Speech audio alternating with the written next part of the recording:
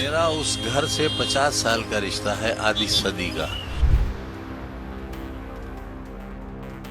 मैनपुरी में उपचुनाव चल रहा था। नेताजी का निधन हो चुका था। डिंपल यादव को प्रत्याशी बनाया गया था। बाबा के हौसले बुलंद नजर आ रहे थे। वजह थी 2017 का वो चुनाव जो चाचा और भतीजे के बीच चल रही द्वंद्व की वजह से बीजेपी ने जीत लिया था। इन्हें पूरा भरोसा था साल 2022 और 2017 की तर्ज पर यह मैनपुरी का उपचुनाव जीत लिया जाएगा। प्रत्याशी भी बीजेपी ने एक ऐसा नेता उतारा जो शिवपाल सिंह यादव का खासम खास था। इन्हें भरोसा था कि शिवपाल सिंह यादव परिवार को छोड़कर डिंपल यादव को हराने के लिए अपने चेले का साथ देंगे, लेकिन वहीं बाबा गच्चा खा गए थे जब शिवपाल सिंह यादव अखिलेश यादव के साथ मंच पर न केवल नजर आए बल्कि हालत यह हो गई कि डिंपल यादव की बेतहाशा वोटों से जीत हुई। हर एक जाति के व्यक्ति ने वोट कास्ट किया और उसी के साथ चाचा और भतीजे एक साथ आ गए। यानी इनकी एक गलती इन पर ऐसी भारी पड़ी कि लोकसभा चुनाव में मुंह छिपाते नजर आए बीजेपी के कई दिग्गज नेता और हार भी गए। इनमें से एक नाम तो खुद नरेंद्र मोदी साहब का था जो एक वक्त में ट्रोल करने लगे थे। यानी सोचिए, हारते हारते बचे थे। खैर, मैं ये कहानी क्यों बता रहा हूं, क्योंकि ऐसी एक और तस्वीर निकलकर सामने आई है। आप याद रखिएगा, जहां जहां परिवार या पार्टी में फूट डाली गई हो, बीजेपी वहीं मजबूत होती है। आप कोई भी राज्य उठा लीजिए, जहां जहां इन्होंने फूट डालने की कोशिश की वहीं पर जाकर बीजेपी थोड़ी मजबूत नजर आती है। इसके अलावा भारतीय जनता पार्टी का कितना वजूद है पश्चिम बंगाल से बिहार और बिहार से झारखंड और उत्तर प्रदेश में, यह हर कोई जानता है। ये कौन सी ताजा तस्वीर है जिसने खास तौर पर बाबा को बेचैन किया, बीजेपी को बेचैन किया, इनकी 3 से 4 महीने की मेहनत पर पानी फेर दिया। ये तमाम चीजें हुई और फिर से कैसे याद आ गई वही शिवपाल सिंह यादव वाली तस्वीर। इस तस्वीर को देखकर तमाम चीजें दिखाने जा रहा हूं। नमस्कार, मैं हूं प्राज्वल गौतम और आप देख रहे हैं खबर चौक। पहले ये तस्वीर मैं आपको दिखाई देता हूं। यह तस्वीर अकेले आजम खान की नहीं है।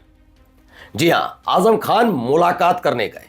फिर समझिएगा, पहले अखिलेश यादव मुलाकात करने रामपुर पहुंचे थे और इस बार आजम खान लखनऊ आए।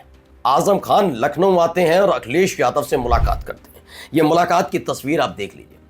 खैर, यह तस्वीर आपने देख ली होगी, इसमें कोई बहुत बड़ी बात नहीं है कि मैंने ये तस्वीर को अनोखे तरीके से कोई सीक्रेट वीडियो थोड़ी ना है जो निकाल दी हो।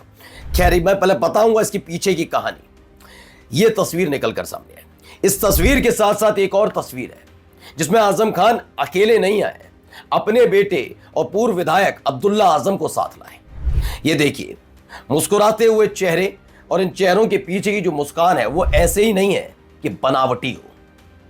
इसमें अखिलेश यादव लिखते ना जाने कितनी यादें संग ले आए जब वो आज हमारे घर पर आए।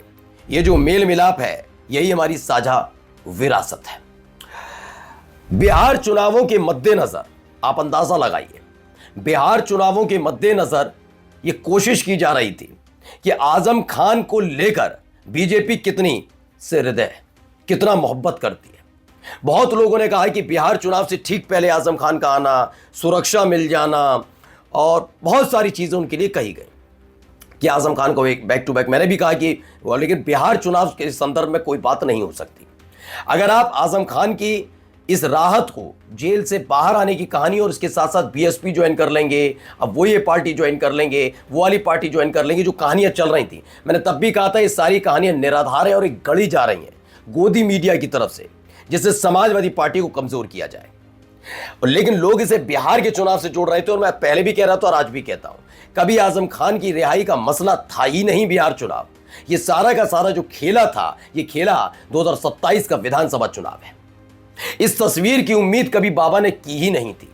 बाबा को पूरा भरोसा था कि ना चाहते हुए भी, साथ रहकर भी मनमुटाव दिखाते रहेंगे आजम खान, और आजम खान जितना मनमुटाव दिखाएंगे एक संदेश खास तौर पर पश्चिमी उत्तर प्रदेश के मुसलमानों तक जाएगा कि आजम खान है तो समाजवादी पार्टी में, लेकिन वो अखिलेश यादव से नाराज है, वो समाजवादी पार्टी से नाराज है, वो सपा कभी भी छोड़ सकते हैं। ऐसे में जो खुद आजम खान के समर्थक हैं वो दिल खोलकर कभी भी समाजवादी पार्टी के पक्ष में प्रचार या फिर कुछ भी करते नजर नहीं आएंगे। और ऐसे पश्चिमी उत्तर प्रदेश में समाजवादी पार्टी कमजोर हो जाएगी, क्योंकि साल 2024 में सिर्फ पूर्वांचल या अवध क्षेत्र में बीजेपी को समाजवादी पार्टी ने पटका नहीं है, बल्कि पश्चिमी उत्तर प्रदेश में भी यह हालत रही है इनकी।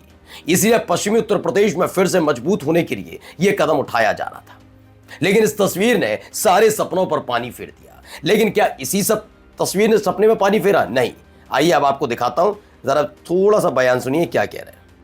मेरा उस घर से 50 साल का रिश्ता है, आधी सदी का। तो इस रिश्ते को कमज़ोर होने में भी बरसों चाहिए और टूटने में सदियां चाहिए। तो आप सोचिए क्या कहा उन्होंने, टूटने में सदियां चाहिए और रिश्ते को कमजोर होने में वर्षों चाहिए। यह बयान वाकई दिक्कत पैदा करने वाला है।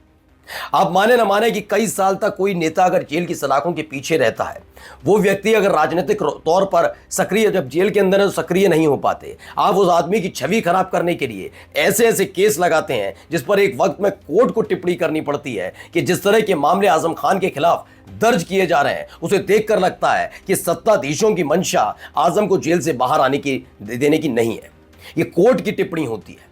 तो आप सोचिए जिस मंशा के साथ भेजा गया था, क्या वो मंशा पूरी हो पाई? मैं कहूंगा 80% नहीं और 20% था। जी हां, एक हद तक आजम खान को कमजोर करने की कोशिश हुई और उसमें बीजेपी 20% तक तो कामयाब हुई, लेकिन 80% उतनी कामयाब नहीं हो पाई, क्योंकि मंशा सिर्फ आजम खान को कमजोर करने की नहीं थी। उसके आगे की कहानी यह थी, आजम खान के जरिए समाजवादी पार्टी को कमजोर किया जाए, मुसलमानों को आजम खान के बहाने ही सही, लेकिन अखिलेश यादव को समाजवादी पार्टी से दूर किया जाए। फौरी तौर पर संदेश भी गया, कई मुस्लिम नेताओं ने आजम खान का नाम लेकर इस्तीफा भी दिया। लेकिन जब आजम खान पिछली बार जेल से बाहर आए थे, उन्होंने पोल खोली थी और इस बार तो पूरा माहौल क्रिएट कर दिया गया था, पूरा माहौल।